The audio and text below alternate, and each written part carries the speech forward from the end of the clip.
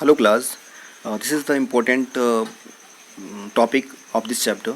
Name of the chapter is how do organism reproduce. ठीक है, तो इसमें हम इस चैप्टर को आगे बढ़ा रहे हैं। इसका जो नेक्स्ट टॉपिक है जिसका नेम आप देख रहे हैं वेजिटेटिव प्रोपेगेशन।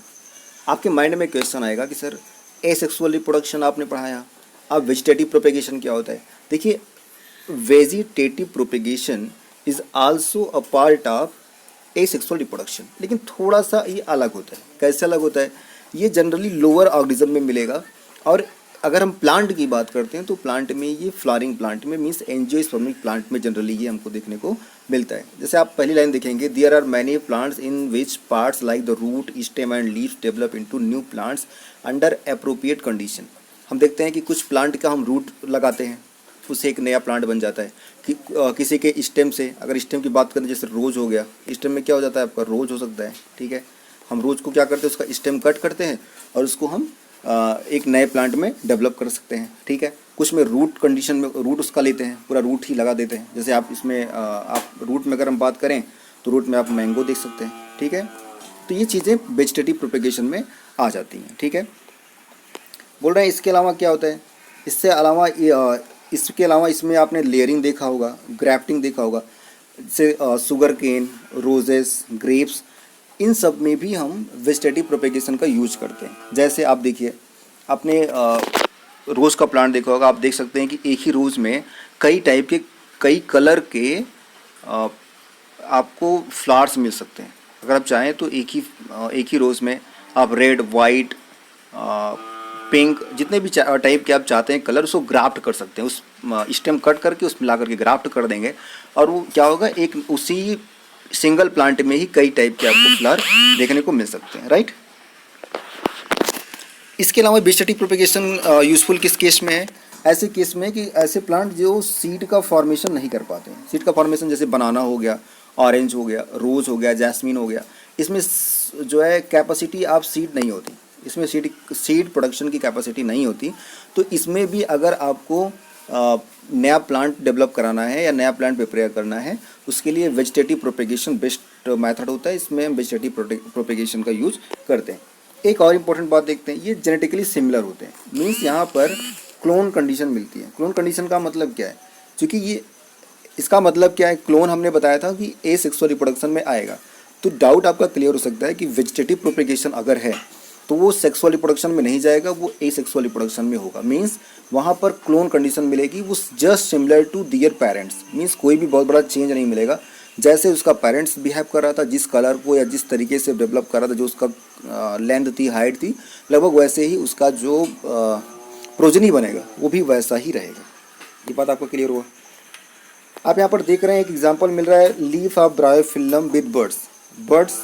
ब्रायोफिल्लम का जो लीफ होता है उसमें बर्ड निकल जाते हैं, और वो बर्ड क्या होते हैं, बाद में ब्रेक डाउन करेंगे या गिर जाएंगे आकर के सॉइल पर, और जब वो सॉइल पर गिरते हैं तो क्या होगा, एक नया ब्रायोफिल्लम का प्लांट प्रिपेयर हो जाता है, बन जाता है। ठीक है, तो ये भी क्या है, ये भी एक आपका मेथड हो गया, मेथड हो गया वेजिटेटिव प्रोपेगेशन का।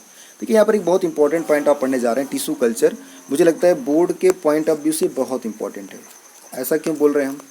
टिश्यू कल्चर क्या होता है आप पढ़ेंगे, new plants are grown by removing tissue or preparing shell.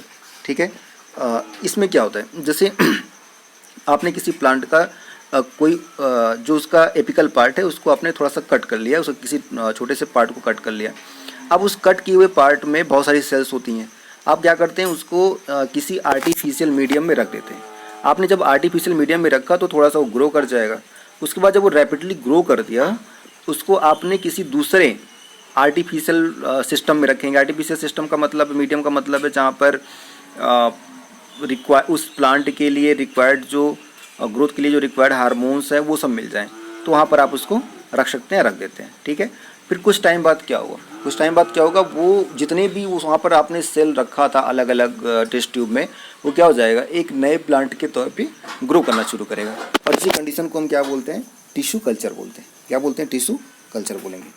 अगली चीज़ आप अगर देखना चाहेंगे तो वो आपका मिलेगा स्पोर फॉर्मेशन। क्या है ये स्पोर फॉर्मेशन? क्या होता है, जैसा आपने देखा है कि राइजोपस, ये क्या होगा, जैसे मान लो एक ये ब्रेड है, और ब्रेड क्या होता है, कुछ टाइम बाद धीरे धीरे उस पर आप देखते हैं फंगस लग जाते हैं, जिसको हम फफूंद बोलते हैं, वो लग जाता है।